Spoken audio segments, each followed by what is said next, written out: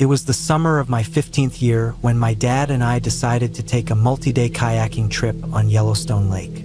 I'd done a bit of kayaking before, mostly short trips with friends, but nothing like this. Dad had always been the one to plan our outdoor adventures, and I trusted him, though I probably should have asked more questions this time. The plan seemed simple enough. We'd set out from the marina early in the morning, paddling toward a designated campsite across the lake. It would be an easy 3-hour paddle, then we'd set up camp, cook dinner, maybe fish for a bit, and enjoy the peaceful wilderness for a couple of days. Simple. At least that's what Dad said. We packed our kayaks, carefully stowing gear, tent, sleeping bags, food, a few extra layers in case it got cold. The sun was already high in the sky, and as we pushed the kayaks into the water, there was a slight breeze that felt good against my skin. It didn't seem like it would be much of a challenge. I was in a small kayak, just the right size for me, and Dad was in the larger one. I think he thought he could handle the trip in his usual laid-back way. We started off, paddling in sync, the sound of our paddles dipping in and out of the water filling the air. The lake was calm, almost unnaturally so. The water was a clear, pale blue, and the mountains around us were distant, their peaks just beginning to catch the sun. It was beautiful, peaceful. I felt like I could have paddled forever, enjoying the scenery, but that feeling started to fade as the hours passed. It wasn't long before we both realized something. This wasn't a 3-hour paddle. The first couple of hours had felt easy enough. We kept a steady rhythm, moving across the lake. But as we continued, the shore didn't seem to get any closer. Glänst over att det är det. He wasn't saying much, but I could tell by his posture that he was starting to get uneasy. There was no way this was a 3-hour trip. In the back of my mind, I started to wonder what had gone wrong. Why hadn't he accounted for the distance better? Dad was usually good about planning these things. The lake stretched out before us, an endless expanse of water. We passed a few small islands, each one looking like it was a place from some faraway dream. But still, no campsite in sight. Every now and then, Dad would look at his map or check his GPS, then shake his head in frustration. It wasn't just the distance, it was the uncertainty. We were out in the middle of nowhere, and we weren't getting any closer to our destination. Finally, after what felt like forever, we made it. We arrived at the campsite, exhausted, sore, and more than a little irritated. The sun was setting by the time we landed, and we barely had the energy to get our gear unloaded. Dad muttered something about misjudging the distance, but it didn't matter at that point. We were there and we had to set up camp. The campsite was beautiful, nestled among a cluster of trees. The smell of pine was thick in the air, and there was a small, rocky beach where we landed. But after a full day on the water, it didn't seem like paradise. It felt like an obstacle to be dealt with. I was too tired to care about the view. We managed to set up the tent, but we didn't do much else that evening. I was wiped out, aching from the paddle and the constant motion. I could barely even get the fire going. Dad did most of the work while I slouched by the tent, watching him through half-lidded eyes. That night, I had trouble sleeping. The air felt damp, and the ground was hard beneath me. But what kept me awake wasn't just the discomfort. It was the feeling of unease, like something was wrong. Maybe it was just the exhaustion, or maybe it was the isolation. But I couldn't shake the sense that things were off. We were out here, hundreds of miles from any help, with no cell phone reception. And Dad had misjudged the whole thing. The next morning, we woke up to overcast skies. The forecast had been for clear weather, but now there were clouds hanging low over the lake. Still, it didn't look too bad.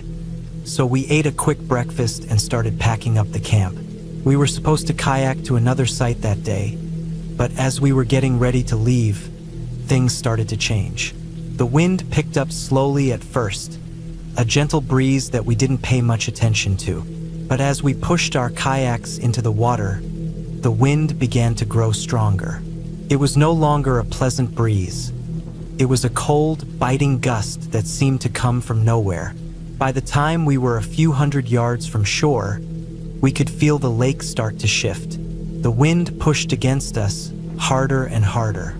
I glanced at Dad, who looked more concerned now. His usual easygoing demeanor had vanished. He was paddling harder, leaning into the strokes with more intensity. But the wind wasn't letting up. It felt like the lake itself was fighting against us. That's when the storm hit. I'd been out in storms before, but nothing like this. The wind howled, and suddenly, the rain came in sheets, drenching us in seconds. We couldn't see clearly, the rain blurring everything in front of us. The lake was no longer the calm, serene place it had been yesterday. The water churned violently, waves crashing against the side of our kayaks. Every stroke felt like it was worth half as much, the wind pushing us back with each effort. We tried to get back to the campsite, but it was useless. The wind was too strong, the waves too high. Felt like we were paddling in place. The storm didn't give up. It didn't just roll in and pass. It clung to us, relentless and unforgiving. Dad's voice was lost in the roar of the storm, but I could see the strain on his face. He kept glancing at the shore, but it seemed so far away. I could barely hold onto my paddle, my hands shaking from the cold and the effort. I wanted to stop, to rest, but there was no choice. If we didn't keep going, we'd be stuck out there. Hours passed. The storm didn't let up. We fought the wind and the rain, struggling to make progress. I lost track of time, lost track of everything except the immediate fight to stay afloat, to keep moving forward. My arms burned with exhaustion, but I couldn't stop. The thought of being stranded on that lake with no way to get help was terrifying. Finally, after what seemed like an eternity, the storm let up. The rain slowed to a drizzle, and the wind eased, though it still howled in the distance. We were still far from the campsite, but at least we could see the shore. Dad urged me on, his voice hoarse and strained. We paddled as best as we could, but the lake wasn't forgiving. We made it back to the shore, though it took far longer than it should have. 10 hours of brutal kayaking, fighting against nature's fury. I was so tired I could barely stand when we finally reached land. My body ached in ways I didn't know it could, and I was so sore I didn't move from the car the next day. We didn't talk much after we got back. We didn't need to. It was over. The trip had started out simple and beautiful, but it had turned into a battle for survival. The storm, the wind, the exhaustion, it all felt like a warning. We were so far from anything, no one could have helped us if something had gone wrong. And maybe that's the scariest part of it all. You can't plan for everything. Some things just happen, and you have to hope you're ready when they do. It was one of the hardest things I've ever done, and I don't think I'll ever forget how it felt to fight my way through that storm. But we made it out. We survived. We drove home in silence, but there was a sense of relief between us, a quiet acknowledgement that we were lucky. That trip had been more than just a camping trip. It had been a reminder of how small we are in the face of nature, and how quickly things can change. And that's the thing about nature, it doesn't care about your plans. It doesn't care how far you think you've come. It can turn on you at any moment. And sometimes that's the scariest part of all.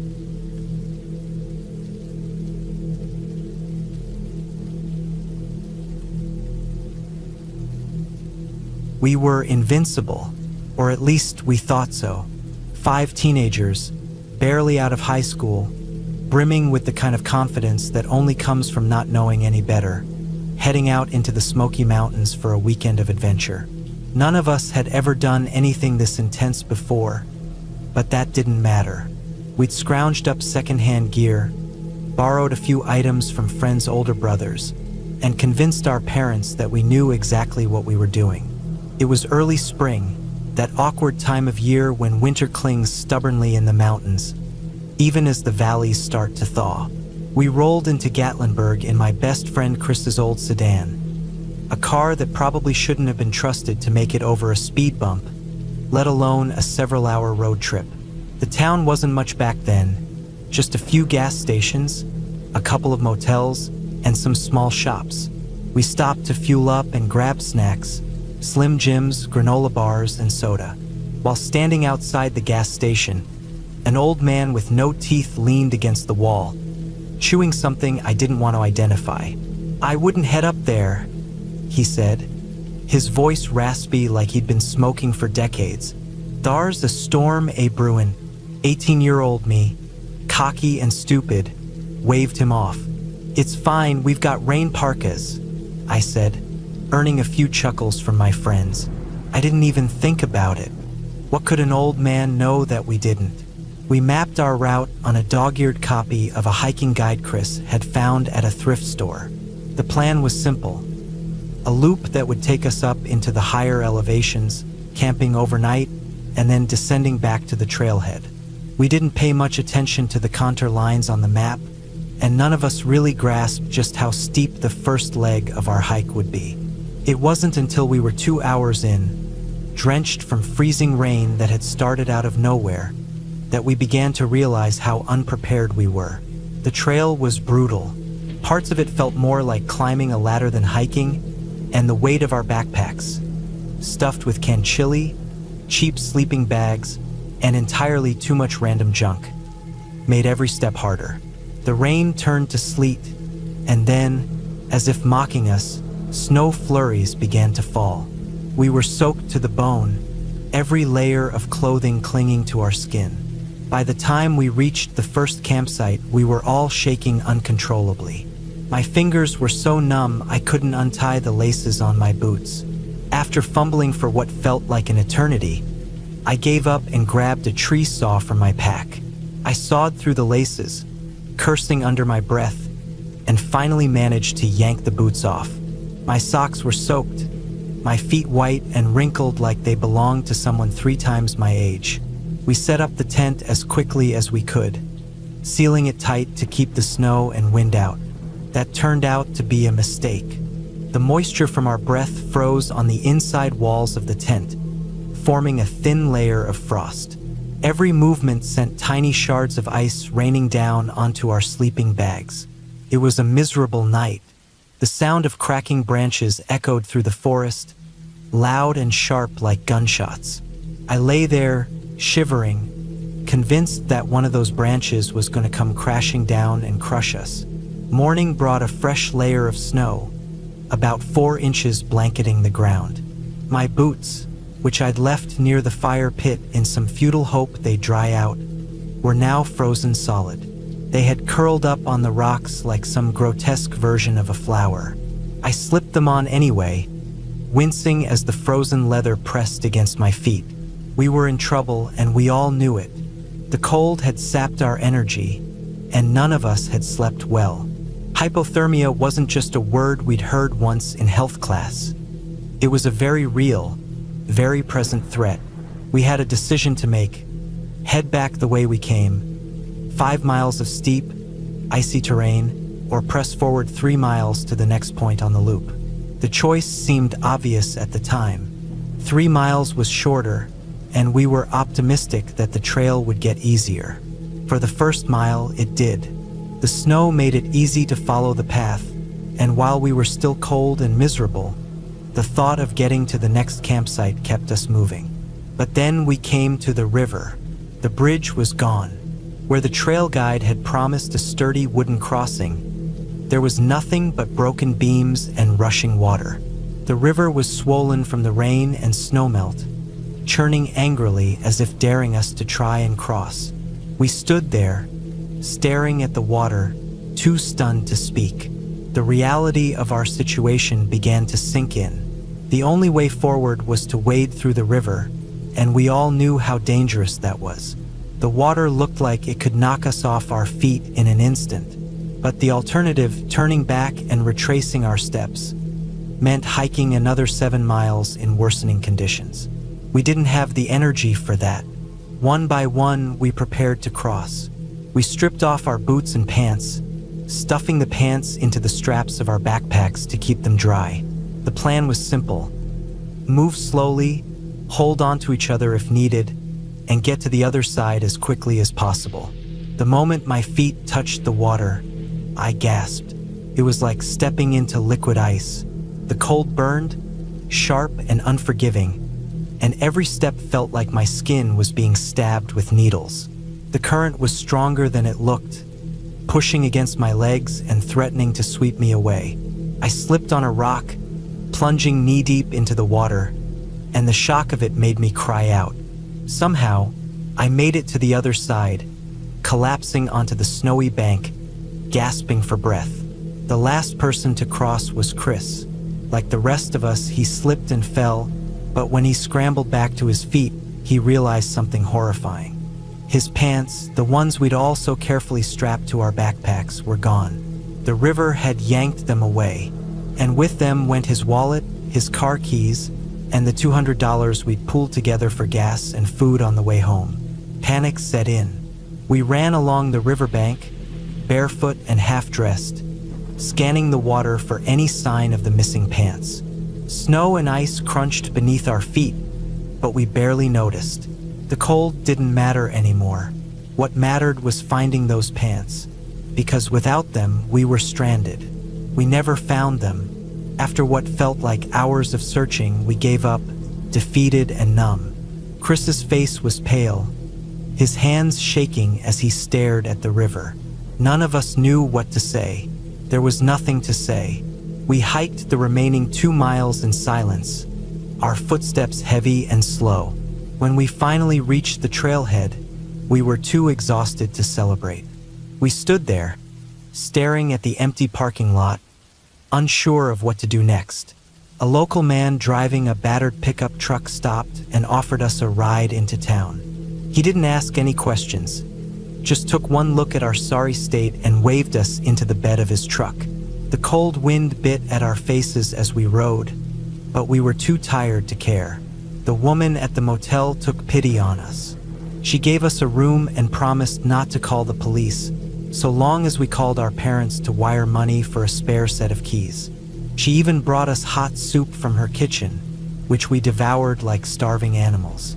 That night, we huddled together under the thin motel blankets, the heater cranked up as high as it would go. For the first time in days, I felt warm. Looking back, I don't know how we didn't die out there.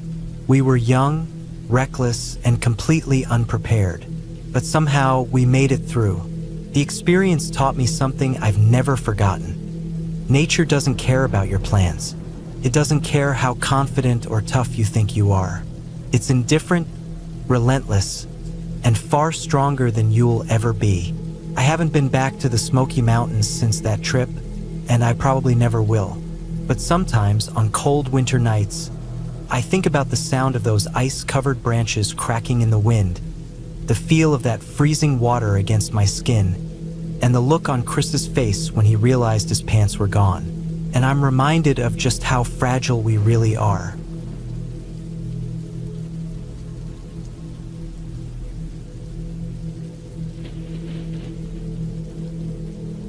I'm not sure how much I've told you already, but let me start from the beginning of the trip. This was a 5-day hike through some of the most rugged and remote terrain I'd ever encountered. The kind of place where your mind starts to wander and you feel the weight of isolation with every step. It was supposed to be a great escape from the chaos of daily life. We were a small group, just a few friends who'd been on trips before, plus some solo guys who wanted to join us. A mix of experienced and not so experienced hikers, but all of us eager to push ourselves a little further into the wilderness. Day 1 was fine. Light rain, muddy trails, but nothing unexpected. We set up camp by a lake and joked around, knowing the real challenge was still ahead. Day 2 was a bit tougher, the trails steeper, the weather turning from overcast to threatening, but nothing we couldn't handle.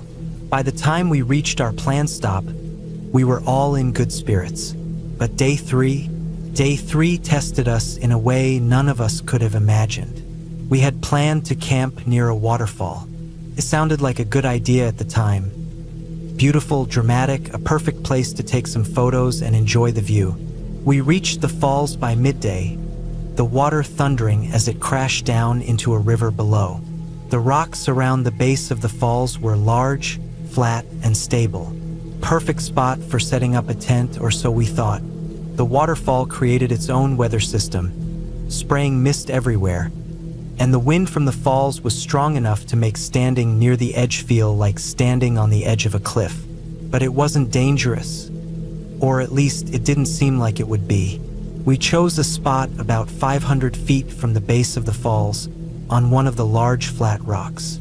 The kind of rock that, when you step onto it, feels like it's been there for centuries, steady and unmovable.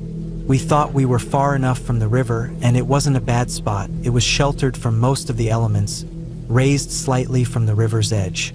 We could hear the roar of the falls, feel the mist in the air, and it was perfect until the storm hit. The rain started light at first, a sprinkle that seemed more like the aftereffect of the waterfall's mist. But it quickly picked up.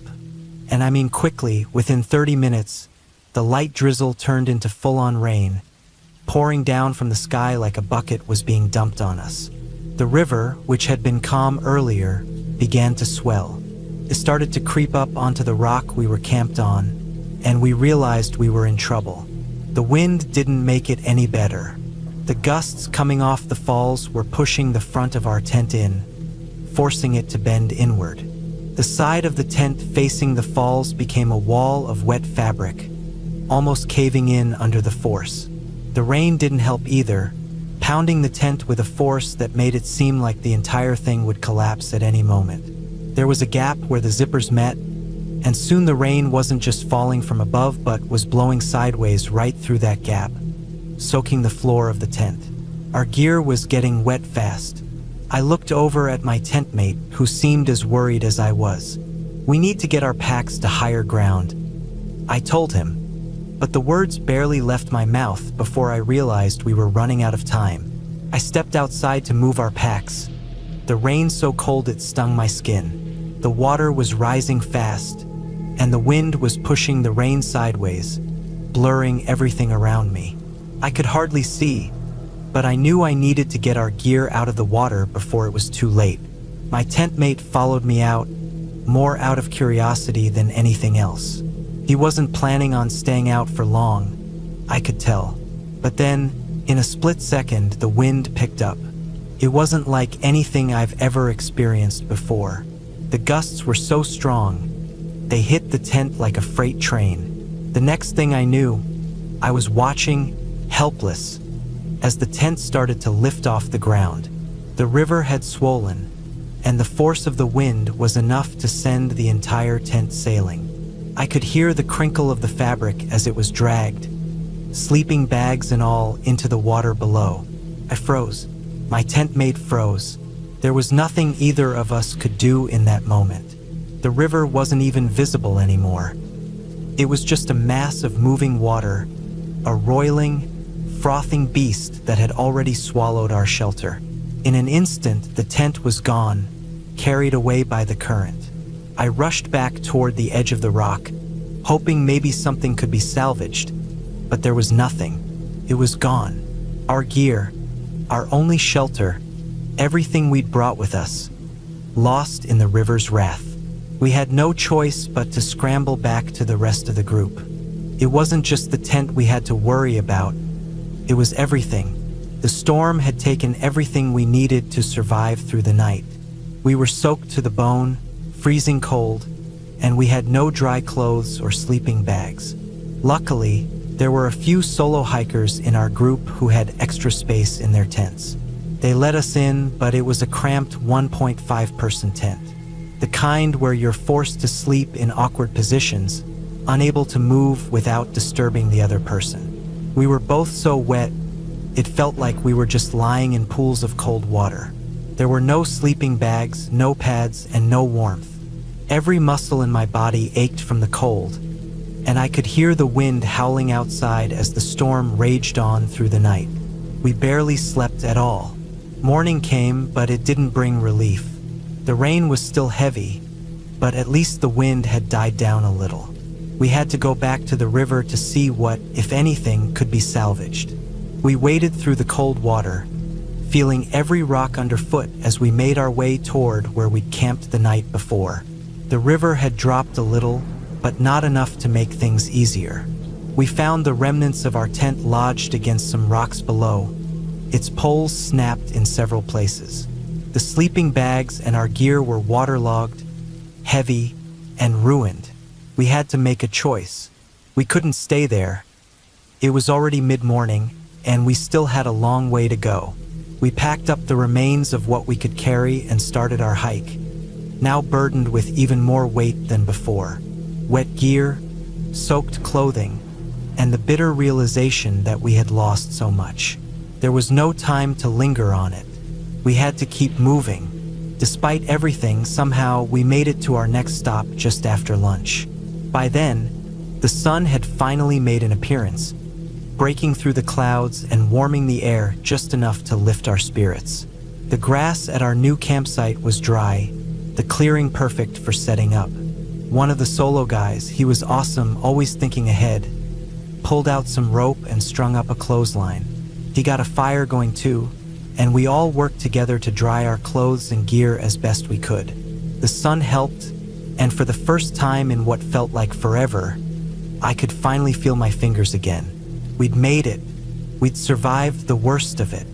Looking back on it all now, I can't help but think about the lessons I learned on that trip. Don't camp near a river, no matter how picturesque it seems. The weather can turn on you in a heartbeat. Secure your tent. There's no such thing as being too prepared for a storm. Rope is one of those things you never think about until you need it, and when you need it, it's too late to wish you had brought it. I also learned the value of having the right people around you. We wouldn't have made it through that night without the others in our group, and I'll always be grateful for that. But above all, I learned something personal about humility. We can all be overconfident at times, especially when we think we've got everything figured out. But nature has a way of reminding you just how small and vulnerable you really are. It's humbling in a way, and I don't think I'll ever forget that lesson. So that's the story.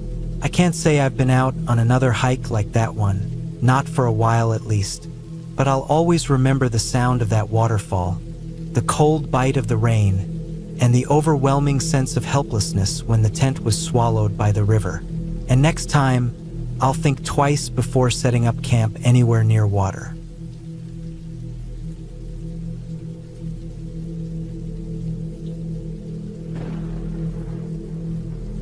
I was on a canoe camping trip with my wife, and we had planned it for months. It was supposed to be the kind of peaceful getaway where you could escape the noise of the world and just enjoy nature. The weather was perfect when we arrived at the lake, a long, narrow stretch of water surrounded by dense woods. The trees stood tall and thick on either side, and the lake had the serene quality to it, with water so still it reflected the sky like a mirror. We made our way along the lake, setting up camp about halfway along its length. It was the ideal spot, quiet, surrounded by nature, and far enough from the trailheads to feel isolated. My wife set up the tent while I gathered some firewood.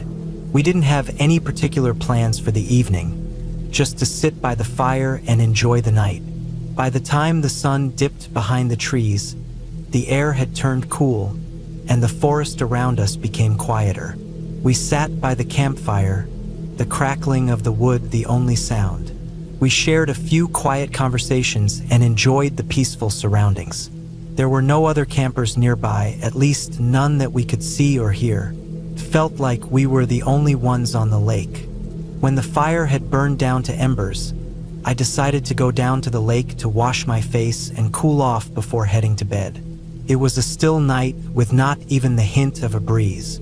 The moon had just risen, casting its pale light over the water, and the lake looked almost magical in the quiet darkness. The surface of the water was so calm it was hard to tell where the sky ended and the lake began. I stood at the edge of the lake, leaning down to splash some cool water on my face. I was so focused on the task that I didn't immediately notice the faint glow across the lake. It caught my attention only when I looked up and saw two distant lights flickering across the water. At first, I thought it was just my eyes playing tricks on me. The lights looked like headlamps, the kind hikers use when they're out on the trail after dark. I blinked, squinting to see better. The lights were on the other side of the lake, and it didn't make sense. The lake was only about 50 meters wide at this point, but still, we were in the middle of nowhere, and the chances of someone else being here were slim. I stared at the lights, trying to make sense of it. They flickered briefly, then disappeared. I waited, thinking it might have been an illusion or some reflection off the water, but then they reappeared, faint but definitely there. I squinted harder, my heart starting to race for reasons I couldn't fully explain. The lights looked like they were moving slowly at first, and then they seemed to fade out completely. That was when I heard it, the sound that made my blood run cold. A loud snort came from the opposite shore, breaking the silence of the night. It was deep, guttural, almost like the sound of something large and heavy breathing. A moose, maybe, or worse, a bear? I felt my body tense, every muscle on edge as I listened. It was close, too close. I had grown up in the woods and had encountered plenty of animals, but something about that sound felt different. It wasn't the usual calm snorts or grunts of deer or moose. It felt more aggressive, like it had an edge of warning. I stood frozen for a few moments, my heart hammering in my chest. The water was cold against my hands, and I stood there for longer than I care to admit, trying to figure out what to do next. The lights were gone, but the snorting sounds continued. Whatever it was on the other side of the lake, it wasn't going anywhere. I couldn't make out any shapes, but I could tell it was something big. I decided to call out, "Hey, are you all right?" The words felt strange coming from me, but I couldn't just stand there. I hoped it was just some confused hikers or campers who had made a wrong turn, but part of me feared it was something more dangerous. The silence that followed my shout made me wonder if anyone had heard me. I waited, straining to hear any response, but nothing came. The snorting sounds had stopped, and the lake seemed eerily quiet. My wife called out from the camp, asking if I was okay. I quickly assured her I was fine, then turned my attention back to the opposite shore. I wasn't sure what to do next. The uncertainty of the situation gnawed at me. I didn't want to leave her alone in camp, but I also felt like I needed to check things out. The silence had settled over the lake again, but I still couldn't shake the feeling that something wasn't right. After a few minutes of indecision, I made up my mind. I grabbed a flashlight from the tent, hopped into the canoe, and paddled across the lake toward the shore where the lights had been. The canoe glided silently over the water, and the beam of the flashlight cut through the darkness, illuminating the trees along the shoreline. I paddled slowly, careful not to make too much noise. I didn't want to scare whatever it was that had been snorting over there. When I reached the other shore, I beached the canoe and walked a little ways into the woods, hoping to find whoever had been on the other side. I didn't hear anything at first, but then, in the distance, I saw movement. Figures stumbling through the trees, their flashlights bouncing erratically as they moved. I called out to them again, and this time they answered. It turned out that they were a couple of hikers who had gotten lost. They had been planning to hike around the lake but had parked at the wrong trailhead, delaying their departure by an hour or two. By the time they reached the lake, they had realized they were on the wrong side, and when they started hiking along the shore, they had gotten confused and panicked when they realized how far off course they were. The sounds of the animal had only made things worse, and they had been scared to keep going. They had no idea where they were and had been afraid they would end up wandering in circles all night. I could see the relief on their faces when they realized I wasn't some ominous figure or threat, but someone who could help them. I didn't know how long they had been out there, but it was obvious they were exhausted and scared. I offered to give them a lift back to my camp. They gratefully accepted, and I paddled them across the lake in my canoe. Once we reached our camp, I lent them one of our flashlights so they could set up their tent. They were quiet for a moment, taking in their surroundings as if trying to figure out how they had ended up in such a strange situation. It was clear they were still shaken by the experience, especially after hearing whatever animal had been making noise over there. We all sat by the fire for a while, exchanging stories. They were still processing the fact that they had gotten so turned around. They didn't realize how close they had come to making things worse for themselves by trying to hike the wrong way in the dark without proper equipment. Eventually, we said our goodbyes. They thanked me repeatedly for helping them out, and I made sure they had everything they needed before heading back to their side of the lake. I watched them as they disappeared into the woods, heading in the right direction this time. Once they were gone, I went back to the camp with my wife and sat down beside her. We didn't say much, but we both knew how close things had been to turning into a disaster for those hikers. It was a small thing, me offering a ride across the lake, but it could have made all the difference. The rest of the night passed quietly. The lake, which had felt so mysterious and ominous earlier, now seemed peaceful again. The stars above were bright and clear, and the sound of the wind in the trees was calming. I couldn't help but feel a bit of relief myself, knowing that the hikers were safe and I was able to help them out of a tough spot. Sometimes you don't know what might happen when you set out into the woods, but in the end, that was what made it so special. Those unexpected moments when you could do something small for someone else and make sure they got back home safe. And as for that strange sound we heard earlier, we never did figure out what it was. But in the end, it didn't matter. The night ended as quietly as it had begun.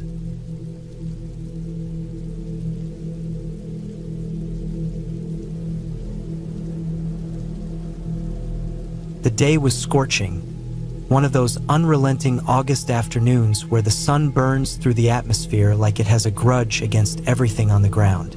I had recently graduated from college and moved to a new city where I didn't know anyone. The isolation gnawed at me, so I decided to clear my mind with a hike. I wasn't entirely unfamiliar with the mountains in this area, though this particular trail wasn't official or marked. It was a rugged herding trail, likely carved out by livestock over the years. I had stumbled upon it once before while exploring, and the solitude it promised drew me back. I packed light, just a small backpack with water, a granola bar, a first aid kit, and my phone. The herding trail traced the edge of a picturesque stream that meandered lazily through the wilderness.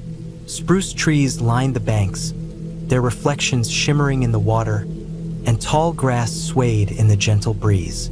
It was the kind of scene that felt plucked out of a painting, untouched and raw. But as peaceful as it was, the trail itself wasn't easy. Rocks jutted out unpredictably, and the tall grass made it hard to see where my feet were landing. I wore pants, more worried about ticks than the heat, but within minutes, the oppressive temperature had me drenched in sweat. The stream sparkled invitingly under the sun, the water's coolness a stark contrast to the sticky humidity clinging to my skin. By the time I reached a bend in the river far from any signs of civilization, the heat had become unbearable. There was no one around. This trail was far too remote for casual hikers, and I felt a reckless kind of freedom. I stripped off my clothes and stepped into the stream. The water was shockingly cold, enough to make me gasp and shiver despite the heat. It was deeper than I'd expected, quickly rising to my chest as I waded further in. The icy embrace soothed my overheated skin, and for the first time that day, I felt truly relaxed. Floating there, with the sound of the stream and the rustling trees, I felt like I'd found a pocket of the world untouched by stress or worry. Curiosity got the better of me after a while. Around the bend, the stream disappeared into the trees, and I wanted to see what lay beyond. Wading slowly, careful not to disturb the water too much, I crept forward. The tall spruce trees cast long shadows over the stream, and the air felt cooler here, almost heavy. The water reached my chest again as I rounded the corner, my movements nearly silent. That's when I saw him. First, I thought it was a rock, just another large, dark mass sitting in the water. But then it moved, dipping its massive head toward the stream. A bull moose. He stood just a few feet from the edge, his antlers sprawling like the twisted branches of an ancient tree. His sheer size struck me dumb. He was easily the largest animal I'd ever seen up close. The muscles in his neck and shoulders rippled as he moved, and his legs, half submerged in the water, looked powerful enough to crush a car. I froze. I didn't even breathe. He hadn't seen me yet, hadn't heard me. The stream's gentle current masked whatever small noises I'd made. But I knew how dangerous moose could be, especially bulls. They weren't predators, but they were territorial and unpredictable. A bull moose could charge without warning, and there was no way I'd outrun him, especially waist deep in water and entirely naked. I needed to leave, but every instinct screamed at me to stay still. Slowly, I began to back away, trying to retrace my steps as quietly as possible. Every movement felt exaggerated, like the slightest ripple in the water would give me away. My heart pounded so loudly I was convinced he could hear it. With each step, I murmured under my breath, almost like a mantra, "I don't want to die. I don't want to die." It was barely a whisper, but it kept me grounded. Halfway back to where I'd entered the stream, I lost my footing on a slick rock. My arms flailed for balance, and the resulting splash felt deafening. The moose's head snapped up, his dark eyes locking onto me. For a moment, we just stared at each other, and I felt like prey. Time seemed to stretch impossibly long. His ears twitched, and he snorted, the sound sharp and aggressive. I didn't wait to see what he'd do next. Turning as quickly and quietly as I could, I made for the shore, adrenaline drowning out every other thought. Reaching the bank, I didn't even bother with my clothes. I snatched them up in a bundle and bolted into the woods, my bare feet crunching over twigs and leaves. Branches scratched at my skin, and rocks jabbed into my soles. But I didn't stop. The only thing that mattered was putting as much distance as possible between me and the moose. My breathing was ragged, and my legs burned, but fear propelled me forward. After what felt like forever, I finally stopped, leaning against a tree to catch my breath. My entire body shook, both from exertion and the aftershock of panic. I forced myself to put on my underwear and shoes. At least that gave me some semblance of protection. The rest of my clothes stayed clutched in my arms as I resumed running, this time at a slower pace. Every rustle in the bushes or crack of a branch had me jumping out of my skin, half expecting the moose to barrel through the trees. When I finally emerged from the woods and saw my car parked on the dirt road, I nearly cried. I threw my clothes and backpack into the back seat and collapsed into the driver's seat, still trembling. It took several minutes before I felt calm enough to start the car. Even as I drove away, I kept checking the rearview mirror, irrationally afraid that the moose might somehow follow me. By the time I got home, the reality of what had happened started to sink in. I laughed, a nervous, shaky kind of laugh, at the absurdity of it all. Stripping naked in the wilderness, coming face to face with a bull moose, and then sprinting through the forest like some kind of feral animal. It was a story so ridiculous I almost didn't want to tell anyone. But the fear had been real, and the image of that moose, so massive, so wild, stayed with me for weeks. Looking back, the experience was both terrifying and humbling. It reminded me just how small and fragile we are in the face of nature. Out there, stripped of everything, clothes, safety, even dignity, I was just another animal trying to survive. And maybe that's why, despite the fear, I find myself drawn back to the wilderness. There's a strange kind of beauty in being reminded of your place in the world, even if it comes with a healthy dose of terror.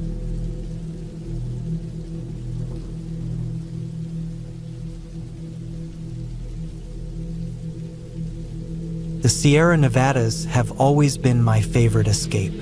There's something about the endless stretch of wilderness, the towering pines, and the crisp mountain air that makes you feel small but also alive. This trip was supposed to be like any other. Just me and two friends, Jamie and Marcus, taking a week to backpack deep into the backcountry. For most of the trip, we were far from civilization, relying on our bear cans, maps, and the kind of trust you only have when you're with people who know how to handle themselves in the wild. But on the fourth night, we decided to leave the isolation behind for a bit.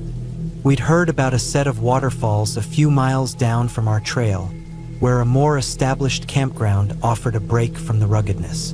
We figured it'd be a nice change, and we'd planned to spend just one night there before heading back into the wilderness. The campground wasn't much. A dozen or so sites tucked between tall pines, each with a fire ring and a picnic table. Despite being more developed, it still had an air of remoteness. We arrived late afternoon and were greeted by a park ranger who warned us about a sow bear and her two cubs.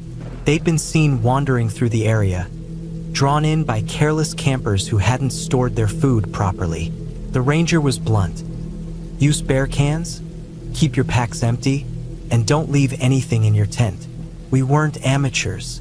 We followed her advice to the letter, locking up our food in the bear cans and making sure our packs were unzipped.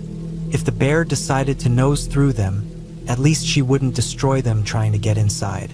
As the sun dipped behind the trees, we set up our small tent, just big enough for the three of us to cram inside. The campsite quieted quickly after dark, with only the occasional murmur of voices or the crackle of a distant fire. By the time we zipped ourselves into the tent, the world outside was a silent stretch of black. I don't know what woke me first. Maybe it was the sound of breathing deep, rhythmic, and too close. Or maybe it was the way the air felt heavier, charged with something I couldn't quite place. My eyes shot open, and I stayed still, ears straining. Jamie and Marcus were already awake, sitting upright on either side of me. In the pitch black of the tent, I could barely make out their silhouettes. The sound came again. A low, snuffling noise, the kind of sound an animal makes when it's investigating something. My heart started to pound. Bears are nothing new in the Sierras, but knowing one might be right outside your tent is a different kind of fear. I could feel Jamie tense beside me, her breath shallow and quick.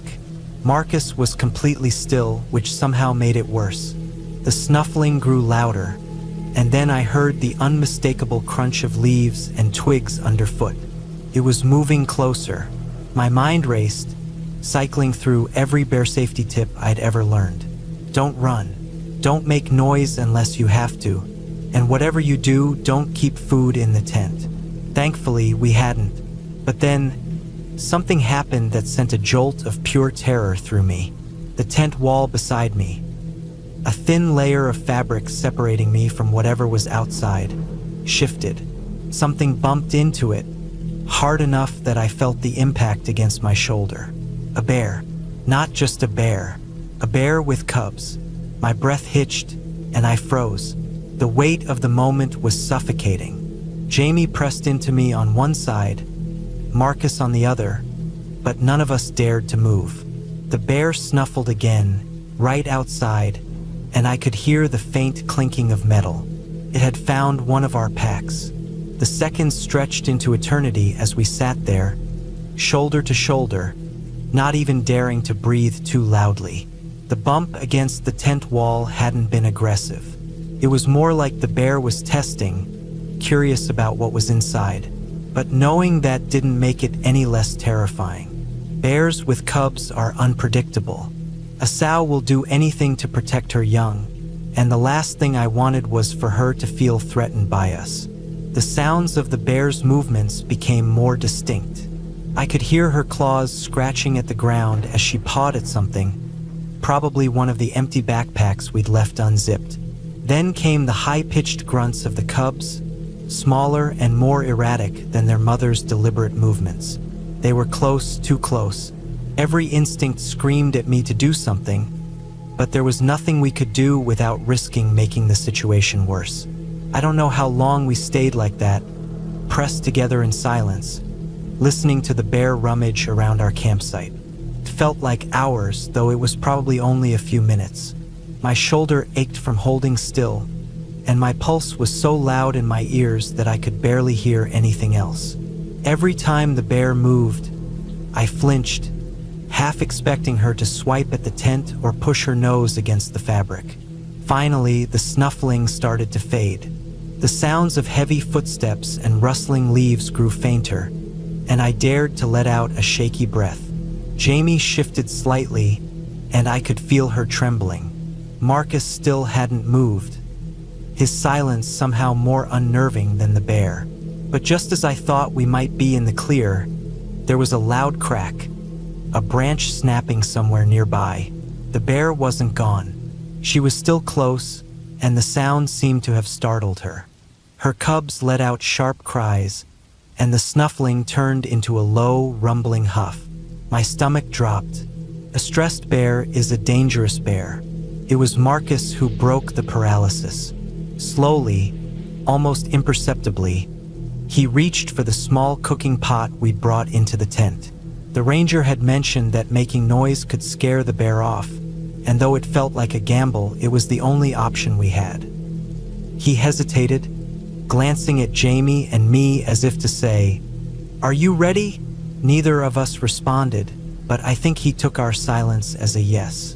The first clang of the pot against another piece of metal was deafening in the stillness. It echoed through the campsite, shattering the fragile quiet.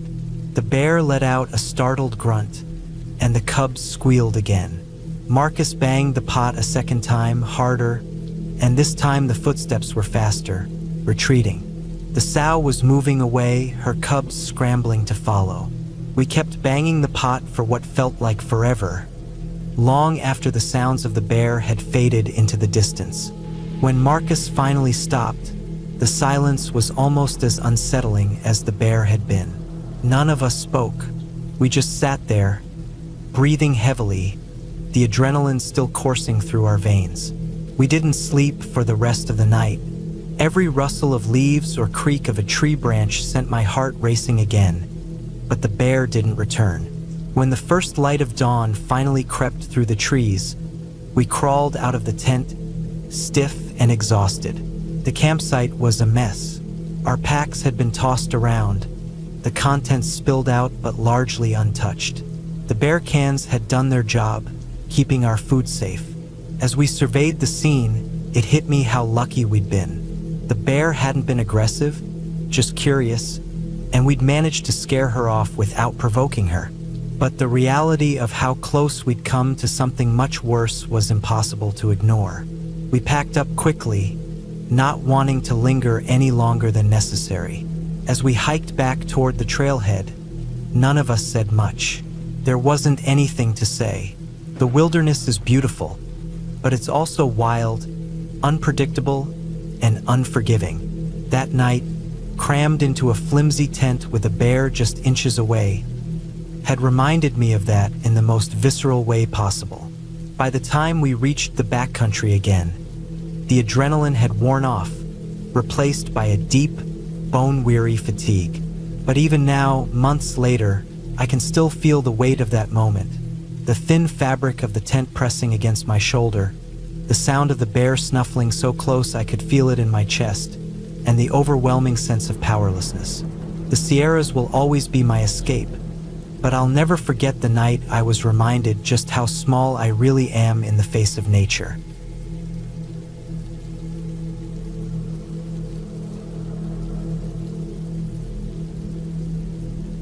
Graduation was supposed to mark the beginning of adulthood. For me and my 3 closest friends, it marked the start of one of the most challenging experiences of our lives. We decided to hike 50 miles of the Appalachian Trail to celebrate the end of high school and the start of whatever came next. None of us were expert hikers, but we figured that 4 days of walking couldn't be too hard. We were wrong. The plan was straightforward: 12 miles a day for 4 days. We'd carry everything we needed in our backpacks: tents, food, water, and basic first aid supplies. It sounded manageable when we planned it in the comfort of our air-conditioned homes. sitting on cushioned chairs while munching on chips. Out there, though, it was a different story. The first morning was filled with excitement. We loaded our packs into the car and drove to the trailhead, snapping photos and laughing like fools. The trail stretched ahead of us, winding through the dense green of summer woods. It looked beautiful, inviting even, but we were quickly humbled. By the first mile, I realized just how heavy my pack was. Every step felt like a chore, and sweat poured down my back. The others were struggling too, their faces red and strained. The trail wasn't flat like I'd imagined. It climbed and dipped, winding through rocky patches and tangled roots. Every step required focus to avoid twisting an ankle or tripping over an unseen obstacle. By noon, my legs felt like lead. We stopped for a quick lunch, peanut butter sandwiches, and refilled our water bottles from a nearby stream using a filter. The water was cold and refreshing, but the break didn't last long. We still had miles to go, and the sun was relentless. The last stretch of the day was pure misery. My shoulders ached from the straps digging in, and my feet throbbed with every step. When we finally reached our campsite, it was nearly sunset. Setting up the tents was an ordeal, but none of us had the energy to complain. After a quick dinner of dehydrated meals, we crawled into our sleeping bags, too tired to do anything but sleep. The second day started early. The morning air was cool, and for a brief moment, I felt optimistic. My muscles were sore, but I figured they'd loosen up as we walked. I was wrong. The soreness from the previous day didn't go away. It got worse. Every step felt like dragging a ball and chain. The trail didn't get any easier either. Steep climbs left us gasping for air, and rocky descents tested our knees. We didn't talk much that day. The excitement from the first morning had faded, replaced by a quiet determination to keep moving. There were moments of beauty, sunlight filtering through the trees, a deer darting across the trail, but they were fleeting. Most of the time, I was too focused on putting one foot in front of the other to notice anything else. Lunch was another quick stop by a stream. We sat on rocks, eating in silence. It was only then that one of us mentioned the ticks. "I found one on my leg last night," Sarah said, her voice casual but tinged with worry. That got us all checking ourselves. "I found one on my ankle, tiny and dark, its legs twitching as I pulled it off with tweezers." Another friend, Jake, found one on his arm. Only Chris, the fourth in our group, seemed to have avoided them. The rest of the day passed in a blur of sweat and exhaustion. By the time we reached the campsite, I felt like I was running on fumes. We ate dinner in near silence, the weight of the day pressing down on us. I fell asleep almost as soon as my head hit the makeshift pillow. By the third day, my body felt like it was falling apart. My shoulders were raw from the pack, and blisters had formed on my feet despite the thick hiking socks. Every step sent a jolt of pain up my legs, but stopping wasn't an option. The trail seemed even harder that day. We climbed what felt like endless hills, the air growing hotter with each passing hour. My water bottle emptied faster than usual, and I had to ration it until we reached the next stream. By mid-afternoon, we were all on edge. Small annoyances turned into arguments. Someone walking too slow, someone else stopping too often. The camaraderie of the first day was gone, replaced by frustration and exhaustion. That night, as I lay in the tent, I found another tick, this time on my stomach. I pulled it off and flicked it into the grass, feeling a wave of disgust. Chris still hadn't found any, and we all joked that he must be the luckiest of us. The final day should have been the easiest. We had just 12 miles left, and then we'd be done.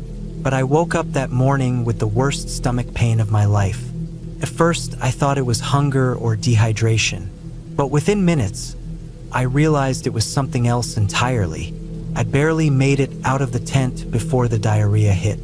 It was relentless, leaving me weak and shaky. I considered staying behind and letting the others finish without me, but the thought of being alone on the trail was worse. I forced myself to pack up and start walking, though every step felt like torture. The miles passed in a haze of pain and nausea. I barely noticed the trail, my focus entirely on not collapsing. The others stayed quiet, sensing my misery. When we finally reached the end, it didn't feel like a victory. I dropped my pack and sat on the ground, too exhausted to move. The others weren't much better, their faces pale and drawn. We returned home sore, sunburned, and covered in bug bites. Over the next few days, 3 of us compared our tick stories, laughing at the absurdity of it all. Chris remained quiet, confident he'd been the lucky one. A week later, he wasn't so lucky. He developed a fever and strange aches, eventually getting diagnosed with Lyme disease. The news hit hard, a stark reminder of how unforgiving the trail could be.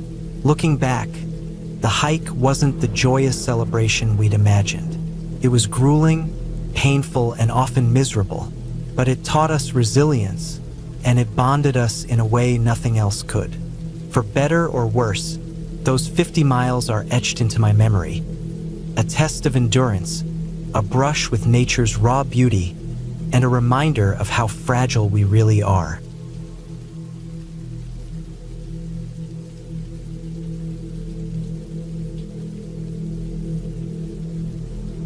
I've always had a strange connection to the wilderness, even though I don't always feel entirely at ease with it.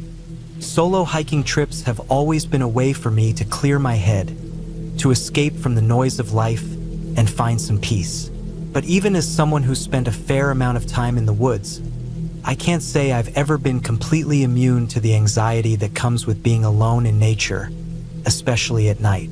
It's the feeling that everything around you is alive in a way you can't fully understand, and every little sound has the potential to be something far worse than it really is. So, there I was on my first night camping alone at Sleeping Giant, a provincial park in Ontario, Canada. The air had a cold bite to it, even though it was only mid-September.